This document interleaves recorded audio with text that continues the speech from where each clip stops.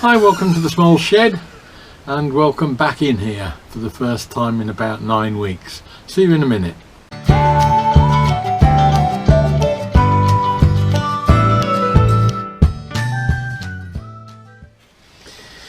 Now, as I said, it's been 9-10 weeks since I've been in here, and literally time stood still. The batteries in the clock have gone. I'm just going to do a bit of tidying up because the place is just an absolute nightmare. Put stuff back together and bring you up to date a bit with what's going on, what's hopefully going on in the future, and where we stand with everything. So just bear with me while I just tidy a few things up, and hopefully I can let you know what's going on. Put the clock back, that's the first thing we need. As I mentioned, probably about 10 weeks ago or so, we started getting the problems with my wife's cancer having come back, and as I said last week, she is now out of hospital. Well, we're up to walking 1.5 miles or so around the block, so we're getting well up with getting back to the fitness she had before she went in. But in the meantime, I've just not been in here because I've had quite a lot of other stuff to do. What not only did I stay out of here, because one of my many hobby horses is that you shouldn't be really working when your mind's on other things, and that was manifested on several occasions during the first 4 or 5 weeks, and I might do a video on that just to explain the sort of things that were happening. But I'd got a little job that was going on just before we stopped doing anything. I was doing some of these caddies for men in sheds, and I came in here and did a little bit of work on those, which again, there may well be a little quick video on that just to show 1 or 2 things I've changed. But as a result of that and several other things, it's just full of sawdust at the moment. I started to do a shop tour of the shed before things ceased. I'd gone around the outside and opened the door in here and seen what a mess it was, and said, I'll come back when the fairies have come and mended it. And I came back a day or 2 later and it was 3 times as bad. So there's a whole lot of work needed to do, and I'm just going to start and do a lot of that, packing stuff up, putting stuff away, dusting it down. I'm not going to be anywhere near ready for functioning properly till the other side of Christmas.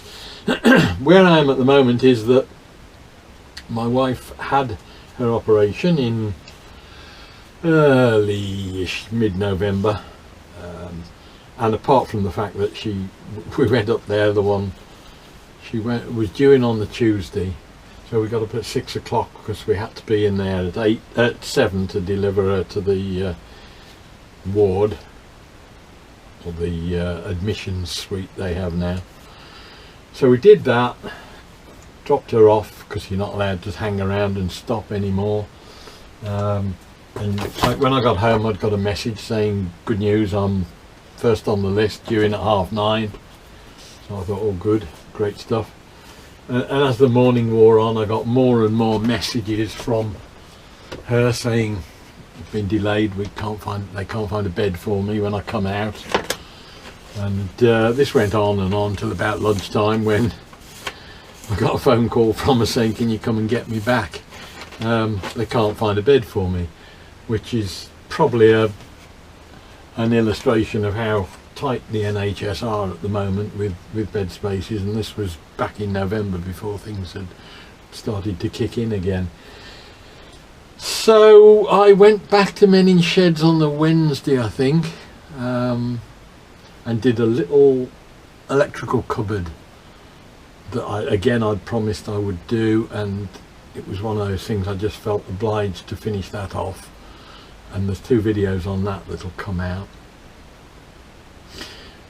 And when I got home, my wife had had a strange text about a COVID test on the following Saturday, and we weren't quite sure, but she'd had one the previous Saturday before she went into hospital. So I said it's quite possible that they want you back in hospital next week. But by this time, of course, we were completely brain blown by all of what was going on. And sure enough, they rang from the hospital in Worcester, where they do the COVID tests, a bit later on that day, and said, did you get the text and can you come? And she said, yeah, but why? I don't know why it was there. They said, oh, hasn't anybody told you? You're booked in for next Tuesday. So that was that. So we got ourselves all back geared up for that. And then on the Thursday she got a call saying, this is from the hospital in Birmingham where she was due to go in, saying, can you come in tomorrow? And this was, late afternoon on the Thursday, and we said, well, we haven't had a COVID test. And they went away and ummed and ahed and said, well, you had one when you came in last Tuesday, 3 days, Wednesday, Thursday, that'll do, you don't need it. So she went in on the Friday and was back home on the Monday. And so from then on, which is, 2/3 of the way through November, I just have not had time to do anything really, because in between trying to help look after her and all the little jobs that get done by the magic fairies that you never notice, the washing, the cleaning, the Christmas cards, the sausage rolls for Christmas, the mince pies, the shopping, getting meals, drying all the clothes, putting the clothes away. We go out for a walk, try and get out for a walk, a week or two into getting back home around the block, and we've gradually extended that. Problem came about a week or so after she came out, in that she's got a big incision under her arm, and that opened up, and there was quite a big cavity opened up, and was not very happy. And we've ended up for the last 4 weeks or more now going up every other day to the health centre to get that dressed, repacked. We've been in and out of there pretty much. It ruins every day. So we've got a walk out every day, hospital or medical centre every other day, and all the other stuff that goes on. And that's really why I just haven't been in here at all for, I think I just totted it up, I think it's 9 weeks now. So I'm just having a clear up now. I'm going to start and work my way right through it all, do what I can to put stuff together.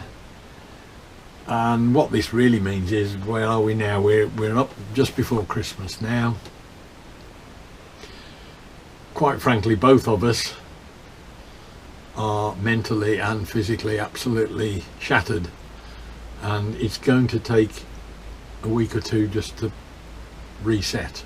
We were all set to go down to my daughter's for Christmas, and as last year, I think that's going to be snatched away from us, not because the regulations won't allow it this year, but because the very last thing we want at the moment is for my wife to be getting anything, never mind COVID, flu or anything else like that, that's likely to give her a chance to have to cough or sneeze or anything, because things are still knitting inside.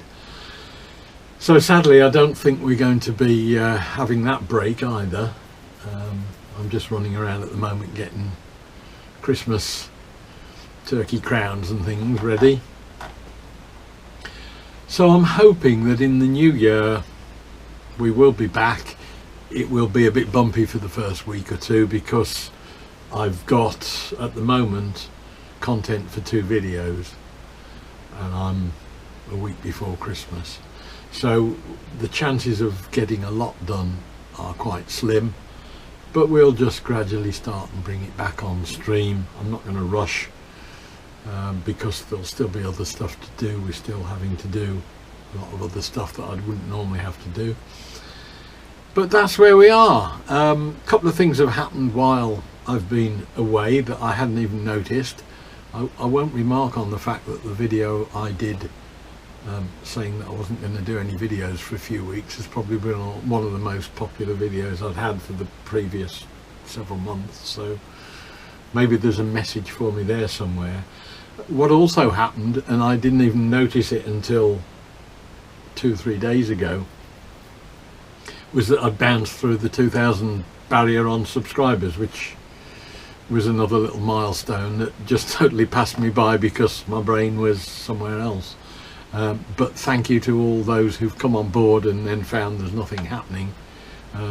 Sorry about that, but we are on the way back. Hopefully there will be more content.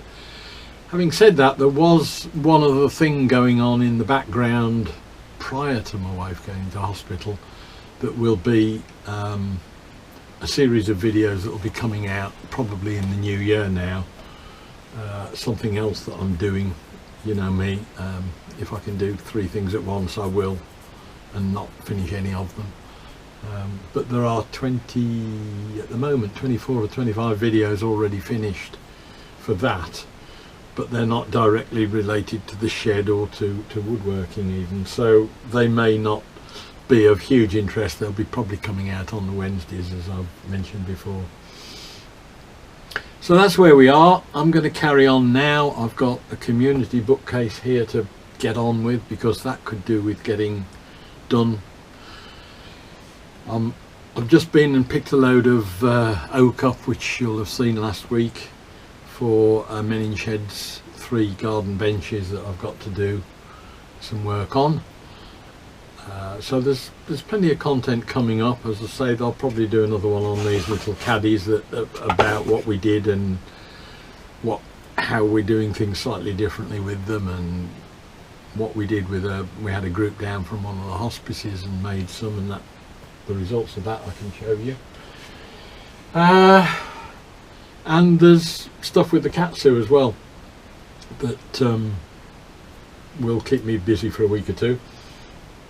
So as I say, I think we'll be getting back on song, but at the moment my brain is not even anywhere near here. This is first day I've had in here for, as I say, 8 or 9 weeks, other than just grabbing a screwdriver or something, and I just need to get back into that, my own little quiet space that I can come out to, do stuff, film it, make videos, and we'll be back up and running in no time, I'm sure.